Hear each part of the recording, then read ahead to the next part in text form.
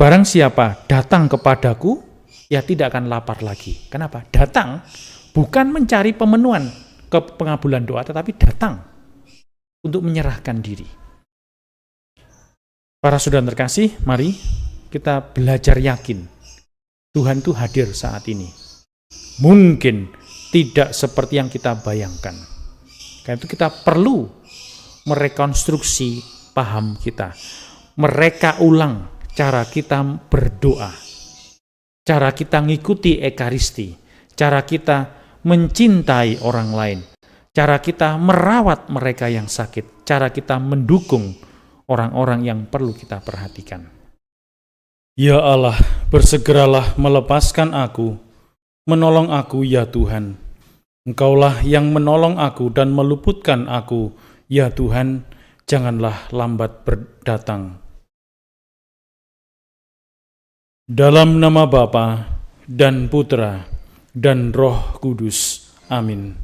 Rahmat Tuhan kita Yesus Kristus, cinta kasih Allah dan persekutuan Roh Kudus bersamamu dan bersama rohmu. Para saudara terkasih, selamat sore, berkah dalam. Kita bersyukur bahwa Tuhan terus setia dalam hidup kita. Apapun yang sedang kita jalani, kita alami, Tuhan terus bersama dengan kita, menguatkan kita, juga khususnya pada saat-saat ini. Kita terus ingin berdoa agar penyertaan Tuhan tidak berkesudahan. Terus kita alami Tuhan yang berbelas kasih, Tuhan yang menguatkan kita meskipun dalam kesesakan. Maka itu mari di awal Ekaristi ini kita hening dulu sejenak. Kita membuat diri kita sadar akan siapa kita dan siapakah Tuhan yang terus kita tuju dalam doa-doa kita. Para saudara terkasih, pernah ada yang anaknya sakit gitu ya, terus bilang, Romo, saya harus doa apa? Doa apa maksudnya, Bu? Anak saya lagi sakit, saya harus doa apa, Romo? Doa biar apa? Doa pengen apa? Terus doa maksudnya apa? Ya biar anak saya sembuh. Tahu maksudnya itu? Rumusan doa apa yang bisa saya doakan supaya apa yang saya inginkan terjadi? Rumusan doa yang manjur yang mana yang bisa saya doakan terjadi? Ini mental yang perlu kita ubah. Karena Yesus terus-menerus, ini bukan doa Yesus. Ini doa kita, ya kan? Kita mohon supaya apa yang kita inginkan, kita rindukan terjadi. Padahal Yesus mengatakan, enggak gitu. Bukan kehendakmu yang terjadi, tetapi kehendak Bapa. Nah, ini yang terus-menerus kita perlu ubah. Lalu, kalau kita belajar novena yang 9 hari itu, kalau ikut novena yang kita lakukan kan, kita tidak pernah nyebut untuk doa novena kita masing-masing. Apa yang kita mohonkan, tidak. Kenapa? Kita coba belajar mendekatkan diri kepada Tuhan, apapun yang Tuhan beri kepada kita, apapun yang Tuhan izinkan untuk kita alami. Duh Romo, ini lagi sakit kena COVID nih, takut saya. Doanya sebenarnya jangan Tuhan bebaskan aku dari COVID, tetapi kuatkan aku untuk bisa melewati hari-hari ini, agar aku tidak jatuh dalam dosa. Maka kalau kita bertahan dengan doa yang kita mental doa kita tadi seperti tadi itu, kita akan kembali seperti bacaan pertama tadi. Ini kan ceritanya orang-orang Israel itu kan udah lama di Mesir, puluhan tahun. Terus pihak Mesir mengatakan terancam, lalu dijadikan budak orang-orang ini. Perbudakanlah lama juga. Setelah itu diajak oleh Musa untuk keluar, bebas dari perbudakan, tidak jadi perbudak lagi. Lewatilah mereka lari, sampai mereka lewati Laut Merah. Itu kan kita tahu. Dengan Laut Merah mereka membuka mata, Allah itu menyelamatkan mereka kembali. Dari tentara Mesir mati semua. Tetapi perjalanan mereka di padang gurun untuk sampai di Gunung Sinai tidak mudah. Ada yang kelaparan, namanya padang gurun, kedinginan, tidak enak. Orang harus keluar dari kenyamanan. Kalau Buddha itu selesai bekerja, mereka masuk ke kamp, makan. Nah, tadi dikatakan, engkau mengajak kami keluar dari Mesir untuk membunuh kami semuakah? Lebih baik kami ini di Mesir, jadi budak Mesir, tetapi kami mati dengan kuali penuh daging. Lihat ya. Lebih baik kami ini jatuh dalam dosa, berbuat yang jelek, meskipun dosa, tetapi kami ini senang. Tidak kelaparan, tidak sakit begini.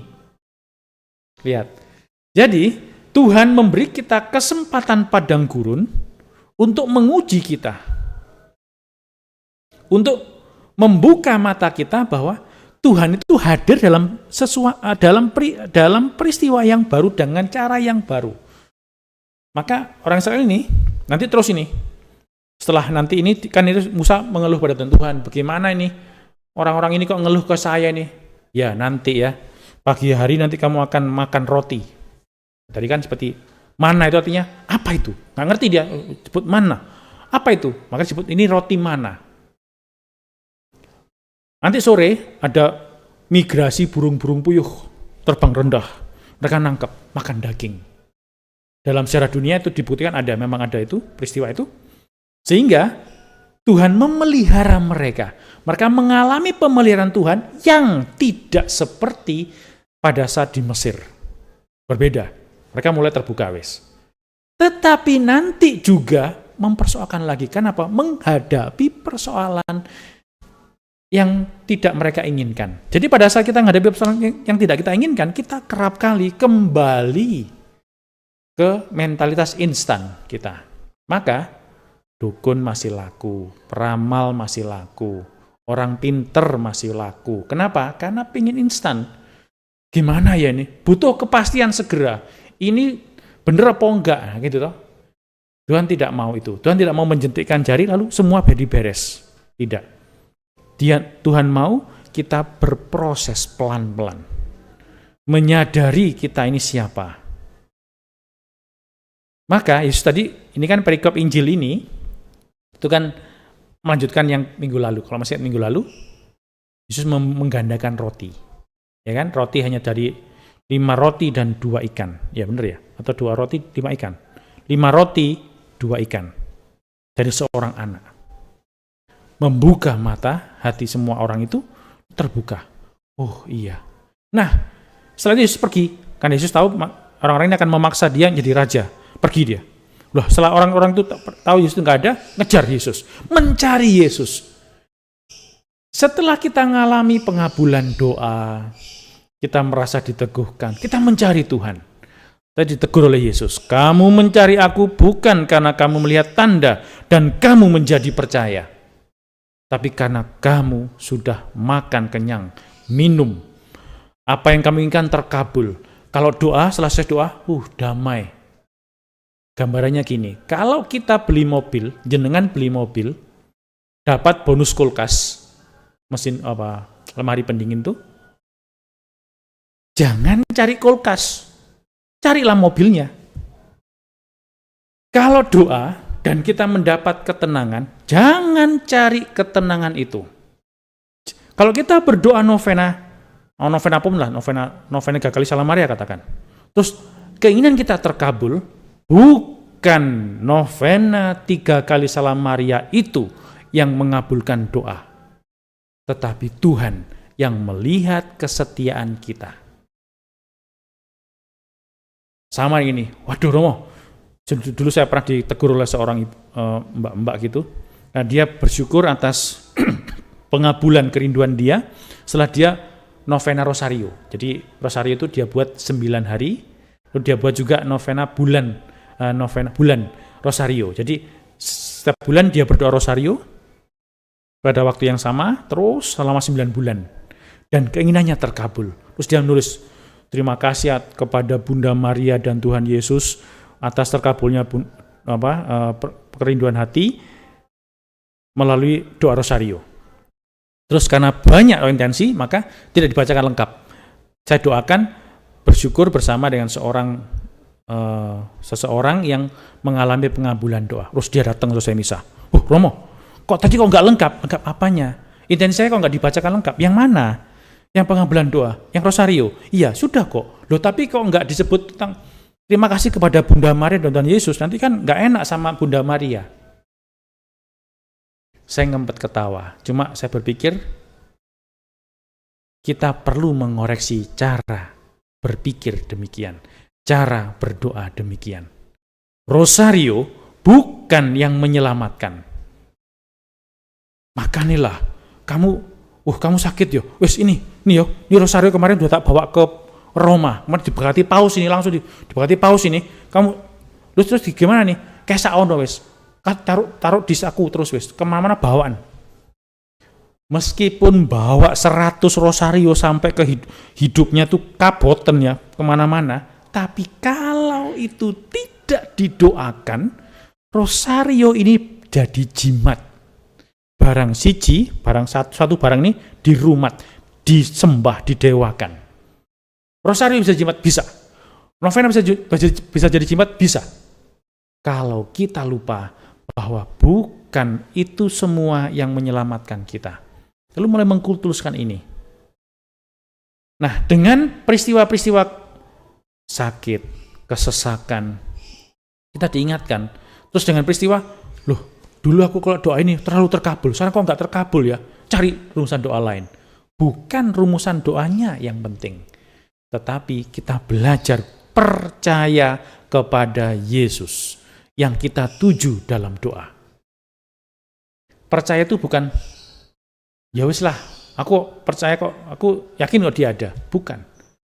Tetapi pada saat kita ngalami yang tidak kita inginkan, kita doa dan kita tidak ngalami apa yang kita inginkan, kita tetap berani menyerahkan diri, gak lari ke dukun yang itu. Wah Romo, ini kemarin saya ke itu loh, Sumberjo terus naik sampai Balideso, terus masuk ke kiri, naik ke Gunung Banyak itu. Wah itu di situ ya, wah ada omah agak terpisah, wah itu ada mbah itu, wah top, markotop Romo. Loh apa? Bisa meramal apa yang akan terjadi dan terjadi Romo. Laris. Kenapa? Memberi kepastian, bukan proses. Tapi kita kalau mau belajar proses dengan Tuhan, kita belajar ini, tadi itu. Cara apa yang kita lakukan belum tentu sesuai dengan yang dikehendaki Tuhan. Lalu terkabul doa kita. Nah, jika apa yang saya inginkan, udah berusaha jaga semua protokol kesehatan, semproti semua, tetap sakit, apakah Tuhan sedang menghukum kita? Tidak. Tuhan sedang memberi kita pengalaman rahmat, agar kita belajar mengenal Dia sungguh-sungguh. Kalau masih ingat Lazarus yang mati, Betania dan Yerusalem, tempat Yesus waktu itu ada, hanya kurang lebih 2 jam. Kurang lebih 4 kiloan lah. Itu ditempuh kalau jalan kaki, itu tidak sampai 2 jam. Paling lambat lah. Tapi Yesus baru datang 4 hari kemudian. Kita sudah 2 tahun mengalami COVID ini. Kenapa Tuhan tidak bekerja? Di mana Tuhan? Tuhan ada di sini. Tuhan bersama dengan kita. Tuhan ikut menderita bersama dengan kita. Tuhan ikut takut bersama dengan kita. Tuhan ikut khawatir, ikut cemas, ikut sedih, ikut merasakan sakit kita. Yang dibutuhkan dari kita hanya satu. Apakah kita berani menyerahkan diri hidup kita juga saat ini? Gak kekeh mempeng karpe dewe, mempeng dengan apa yang kita inginkan. Doa supaya dibebaskan dari COVID, alah malah drop. 1 hari seger. Besoknya langsung dipanggil Tuhan. Kehilangan banget. Nah, pada saat kita kehilangan itu, kita perlu belajar di mana Tuhan itu ada. Sama ini, ditegur oleh Yesus. Jangan bekerja untuk sesuatu yang bisa hancur. Tetapi bekerjalah untuk hidup yang abadi. Itu. Sama ini. Mari para saudara terkasih, kita belajar tidak terbelenggu oleh sakit derita kita karena terpapar pandemi ini, tapi gunakan kesempatan ini untuk mencari Yesus bersama-sama, untuk keluarga. Supaya barang siapa datang kepadaku, ya tidak akan lapar lagi. Kenapa? Datang bukan mencari pemenuhan ke pengabulan doa, tetapi datang untuk menyerahkan diri. Para saudara terkasih, mari kita belajar yakin Tuhan itu hadir saat ini. Mungkin tidak seperti yang kita bayangkan. Karena itu kita perlu merekonstruksi paham kita, mereka ulang cara kita berdoa, cara kita ngikuti Ekaristi, cara kita mencintai orang lain, cara kita merawat mereka yang sakit, cara kita mendukung orang-orang yang perlu kita perhatikan. Coba kita hening dulu sejenak, kita renungkan. Apakah aku demikian terpaku pada saat ini? Lalu aku hanya mencari Yesus untuk pengabulan doa, bukan untuk dekat dengan Dia dan mengerti apa yang Dia inginkan dalam hidup kita. Apakah kita berdoa untuk atau demi keinginan kita, ataukah kita berdoa agar hidup kita dekat dengan Tuhan, dan dengan dekat dengan Tuhan kita memperoleh kekuatan baru setiap hari. Yesus bersabda, "Akulah roti hidup. Barang siapa datang kepadaku, ia tidak akan lapar lagi. Barang siapa percaya kepadaku, ia tidak akan haus lagi." Tuhan bersamamu dan bersama rohmu.